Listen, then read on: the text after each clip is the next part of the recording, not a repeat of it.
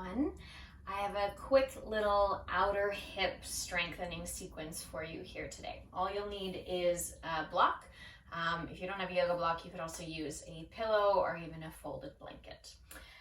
So go ahead and place the block or whatever it is you're going to use under your head on its lowest setting, widest width, and begin by laying on your left side.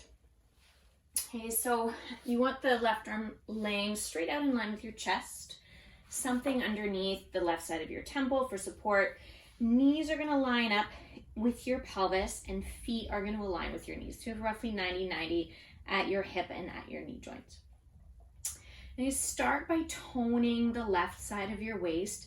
So think of lifting the left side of your waist or lengthening your right hip away from your right ear.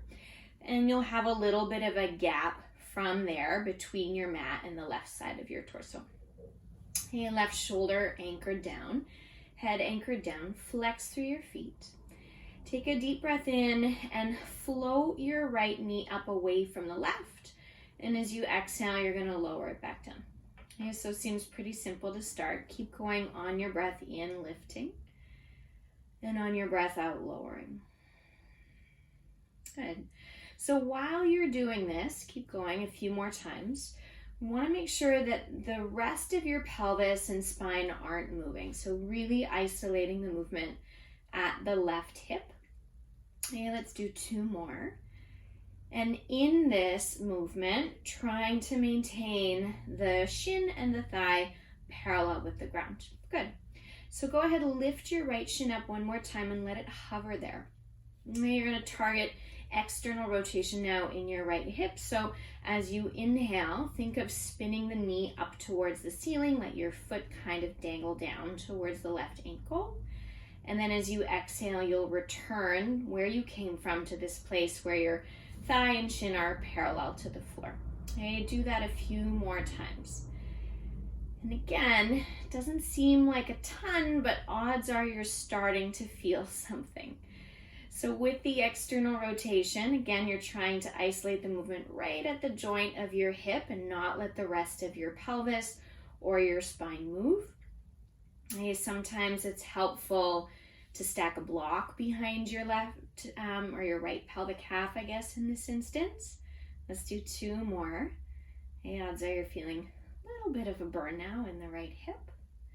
Last one.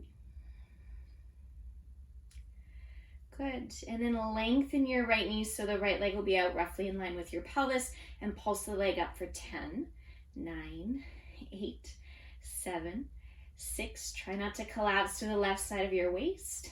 3, 2, and 1. Good. So you can release the right leg down on top of the left. Clear the block or cushion out from underneath your skull. And then allow your spine to rotate into as much of a twist as you'd like. Okay, so you might wiggle your left shoulder blade out a little bit wider. Your right arm could rest in a cactus or up on a diagonal or just wide out in line with your chest. Take a couple more deep breaths into the outside of the right hip.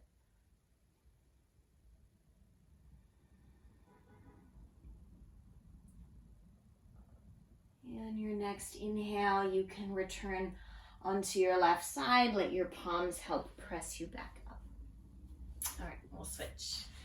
So coming onto your right side, take the block or the cushion, whatever it is that you're using underneath your head.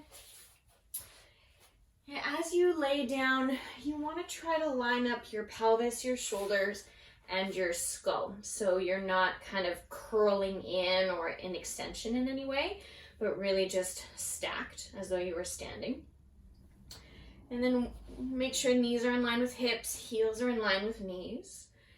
Land on your skull and then lifting the bottom half of your waist or lengthening the left hip away from your left ear. And then you can ground down your right shoulder from there. Left arm can just rest in front of you. So simple lift and lower to start. Hovering the left thigh and the left shin up as you inhale and lowering it back down as you exhale. Okay, so really, really simple movement, but very specific in terms of what you're targeting. And we'll do about 3 more. And what we're avoiding is letting the rest of the pelvis move. So the height of the leg is really not the purpose. We really want to just isolate that it's the thigh bone moving in the hip socket. Okay, last time, lift your leg, take your inhale.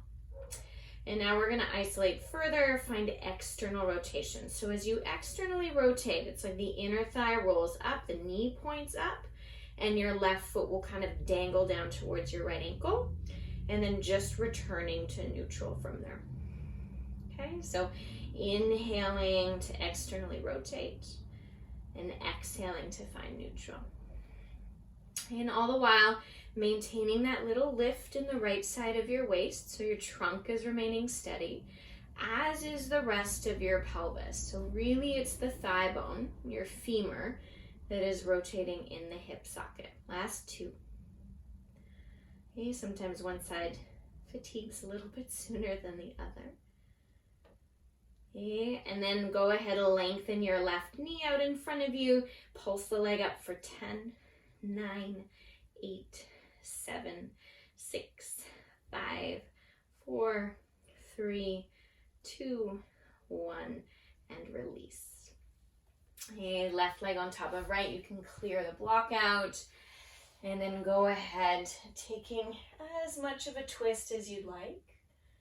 Okay, so for some, your left shoulder may come all the way down to the ground. If you're not twisting in your practice, say you're quite far along in a pregnancy, or you find that twisting can be problematic for you in your spine, in your sacroiliac area, then by all means, you can just rest on your side. Maybe you pound out your left hip with your left fist instead. Okay, one more breath.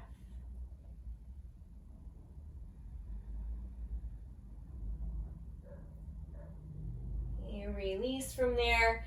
Your left hand can help press you back up. Okay, find a seat now. Okay, so you've kind of turned on those muscles along the outside of your hips. Just take a cross-legged seat, and if you're super tight through your lower spine, you might like to actually sit up on the block. Notice which shin you have in front, and just draw the knees a little bit closer together. You can flex your ankles if that's what feels best for you in your knees. Take a long inhale, reach up high through the crown of your head, and as you exhale, go ahead, round your torso forward and down any amount. You will take about 5 breaths here. Now, if you feel really restricted in this movement, you could do it with hands up on your block, right at any height. And if even that isn't quite enough, you could do this sitting facing a wall and let your hands crawl up the wall instead.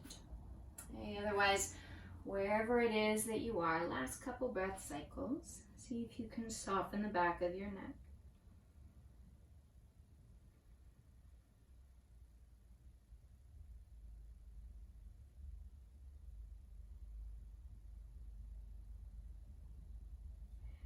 Let your spine return back up to vertical on your next inhale. Just make a note of which shin or ankle you have in front, and then switch the crossing of your legs. Okay, so instead of having your heels really close to your pelvis, take the shins further away. Again, narrow the distance between the knees. Ankles can be flexed or pointed, whatever feels best for you. Nice and long through your spine as you inhale, folding forward from there on your breath out. And again, about 5 or so breaths. Once you land, and invite the breath to spiral down through the pocket of each hip.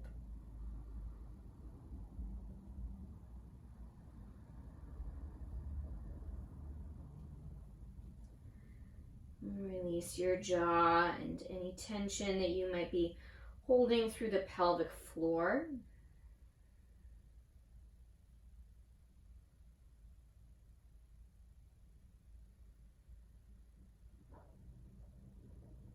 And one last breath.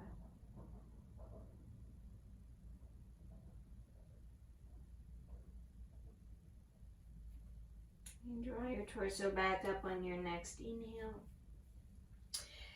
And then deepen the cross of your legs so that you can shift your weight forward through to your hands and knees.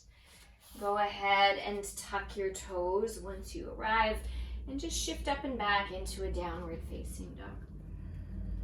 And take a moment, if it feels nice, to pedal out the legs and let your hips rock a little bit from side to side. And settle into stillness here. And as you land in your downward facing dog, you notice if there's any kind of lingering awareness in the outside of your hips, in the outer line of your pelvis, while you're here and breathing.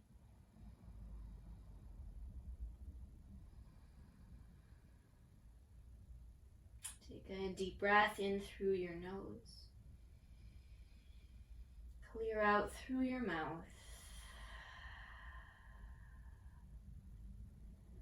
Lower down to your knees on your next inhale.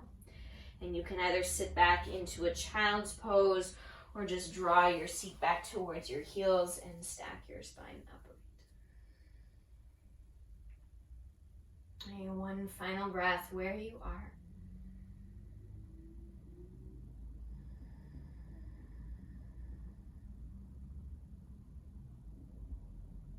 That was helpful for you and that you feel a little more grounded through the root of your pelvis here now. Have a wonderful rest of your day. Namaste.